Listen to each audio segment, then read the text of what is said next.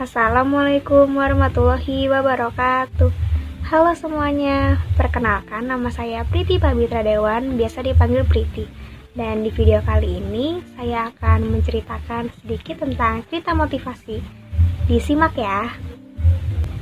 Jadi cerita ini berawal dari seorang anak yang bertanya kepada ayahnya seberapa besar nilai diri yang ia punya.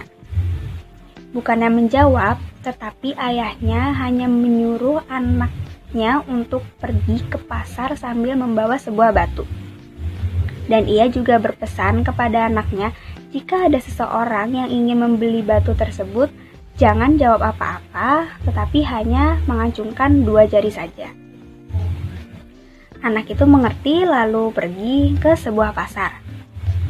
Sesampainya di pasar, ada seorang wanita yang ingin membeli batu itu. Ia bertanya kepada anak itu, "Berapa harga batu ini, Nak?" Bukannya menjawab, anak itu hanya mengacungkan 2 jari. "Oh, harganya $2 ya, akan aku beli batu ini," jawab wanita tersebut. Setelah itu, anak itu pulang dan memberitahu bapaknya jika ada seorang wanita yang ingin membeli batu itu. Lalu ayahnya ini menyuruh anaknya untuk pergi ke sebuah museum. Sesampainya anak itu di museum, ada seorang lelaki yang ingin membeli batu itu. Ia tanya kembali, "Berapa harga batu ini, Nak?" Lalu anak itu hanya mengacungkan 2 jari. "Oh, harganya $200 ya? Akan aku beli batu ini," jawab lelaki tersebut. Setelah itu, ia pergi kembali ke rumahnya. Ia memberitahu kepada ayahnya jika ada seorang lelaki di museum yang ingin membeli batu itu seharga $200.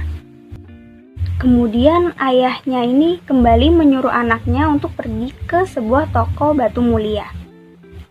Sesampainya di toko batu mulia, pemiliknya ingin membeli batu ini dan ia bertanya, "Berapa harga batu ini, Nak? Batu ini sangat cantik dan langka, aku harus memilikinya." Lalu anak itu hanya menjawabnya dengan mengacungkan 2 jari. "Oh, harganya $200.000 ya? Baik, aku akan membeli batu ini." Setelah itu, anak itu kembali ke rumah dan memberitahu kepada ayahnya jika pemilik toko batu mulia ini ingin membeli batunya seharga $200.000. Akhirnya pun sang ayah menjawab pertanyaan anaknya. "Jadi, Nak, dimanapun kamu berada, dari mana asalmu, apa sukumu, apa rasmu, dan apa tingkat perekonomianmu, selagi kamu ditempatkan di tempat yang sesuai, orang akan menghargaimu." Contohnya saja seperti batu yang kamu pegang itu. Batu ini akan berharga dengan harga yang tinggi di tempat yang sesuai.